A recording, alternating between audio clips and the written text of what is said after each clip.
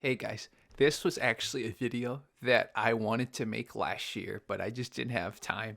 So as you guys know, last year I took acting classes and I'm not taking them because I want to be famous. No, I just always wanted to get better because I took an acting class in college and it was a pretty bad class. So I wanted to take a more professional version of the class, same acting methodology. I kind of want to give them a shout out, but I kind of want more incentive than just to shout them out for free. Anyways, a lot of you know there's a difference between performative acting, aka what you see high school or even sometimes Broadway on stage, overexerting their emotions versus what you would call like realistic, naturalistic acting. Naturalistic, realistic acting is when you feel like that person actually is there, actually is the character. Right? He's not trying to be the character. He's not acting. He's reacting. Some people say acting is reacting. The Stanislavski method. He's the theorist and critic of the theater, Konstantin Stanislavski. He was the grandfather of naturalistic acting. I made a video previously on one of the techniques that either was from him or a derivation iteration from one of his students. This is another exercise that helps you so much with mindfulness, observing your surroundings, just being more in tune with this, because as you guys know, all of us are this, right? We're all on this. If you really want to be in this all the time, I'm not saying there's anything too wrong with that. Our society's changed a lot, but if you want to be in this reality, then I think this acting exercise is so helpful and it's fun too. Let's explain this.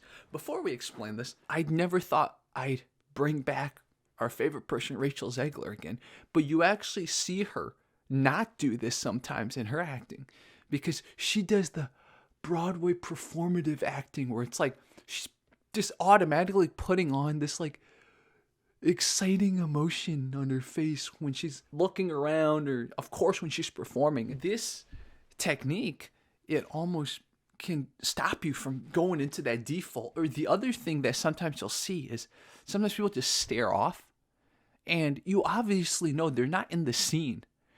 This a lot of times happens to characters that might not be the ones giving dialogue. They might be standing. It could be an extra. It could be someone that's in the scene, but he doesn't have a line. So he's either too busy remembering the line or he's staring off.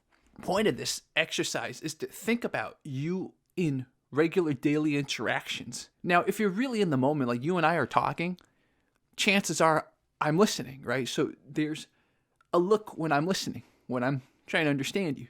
But a lot of times when people are silent, they're still thinking. That's the key. There are times I think I am someone, and I talk to my acting coaches about this. I'm like, I feel like I sometimes just stare off.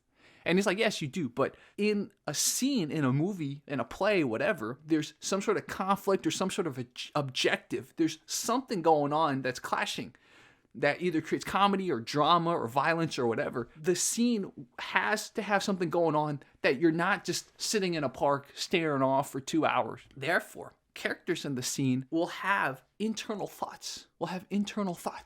So this is a really cool exercise to do. If you ever have a friend or people who are acting minded, I guess is the right word, do a silent scene. So let's just create an example right now. Let's say you and a friend put 2 chairs next to each other, okay?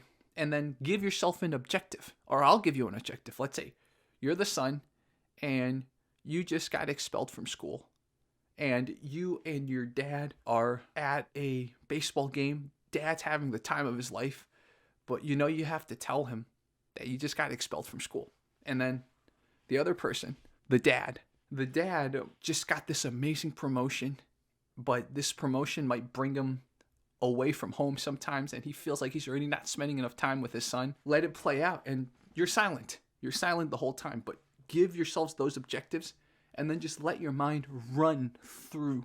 Have people observe. If you're using your internal monologue, as it's called, you're using your internal monologue correctly, the acting will be very naturalistic. It won't be performative. You'll see what he's feeling. You'll see what this person's feeling. And so how does this relate to life? How does this relate to mindfulness? Next time you're sitting there, are you thinking? Are you just spacing out? Now, after I started doing this exercise, I confirmed what I told my coaches, which is I do space out a lot more than what probably they think the average person spaces out. But let's say you're not me. When you're sitting there, let's say you're eating by yourself, it's quiet, or even if you're talking to someone, you're in a group of people, what goes on in your head? Are you quiet? Is there an internal monologue, an internal dialogue? So pay attention to that. And then when you look at scenes, when you look at actors, especially when the actors are quiet, look at their default expressions. What types of expressions indicate that they're actually processing what's going on in the scene? So they're not just trying to remember their lines. They're not just staring off, waiting for their lines. They're actually in the character, thinking about what's going on. Think about when they're just default. You know what I'm talking about? That Broadway face. I was watching this local community ballet theater. You could tell a lot of the actors, again, they're not professionally trained, so they might have never been taught this technique, but so many of them by default, they're just using their hands, just trying to like make it look like they're trying to act or emote. But what is going on in your character's head that justify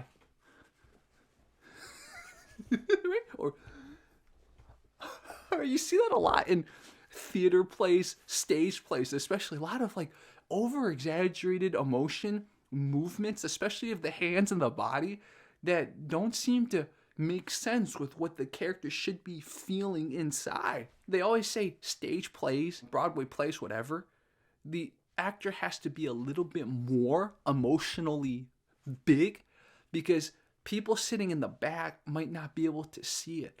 But I debate that. I think even if you have a little change in your micro expression, people sitting in the back, unless they're really nearsighted, can still see it. I'm telling you, because emotion's not just expressed through the face. Naturally, it'll be expressed in the body too. If you really feel an emotion genuinely, no matter how far people are away from you, they'll feel it in your body. Next time you have a moment of pause, what were you thinking about in your mind? Were you thinking about anything in your mind? Anytime there's a moment of silence or there's a moment you just want to catch up with yourself. Remember in the previous video I talked about on this topic, I asked you, what were you doing before, right? That's called the moment before. Now you can add to this. It's like, pay attention if right now, or even the moment before, you had an internal dialogue, you had an internal monologue. I want you guys then to leave a comment and tell me, are you kind of like me? Do you kind of just blank out a lot? Or do you catch yourself having really interesting internal monologues that you might have not been able to catch before? There's another technique that really helps with mindfulness too that I will share probably part 3 soon. The one I talked about before, the next one, and there's a fourth one too. That fourth one actually, I've talked about it before, but would it work for this channel? I'll think about this. That fourth one's very powerful too. The fourth one that I might talk about, so this is a preview for the future, is called the substitution exercise. Now, that is very Stanislavski. I think a lot of acting methods don't like it anymore, but it is very effective. Now, how could you apply it to what we talk about on this channel? I'll have to think about that. But the substitution exercise, I'll link to one of my other channels where I talked about it before. It's a very powerful one. Now, could that be somehow useful for people on this? I don't know. This is secret. A lot of you like when I just speak, right? And sometimes there's a charm to just talking, and that's what I'm doing in this video. But anyways, 3rd video to come on this, so a lot more to come. Thank you so much. Leave your comments. Let me know what you think.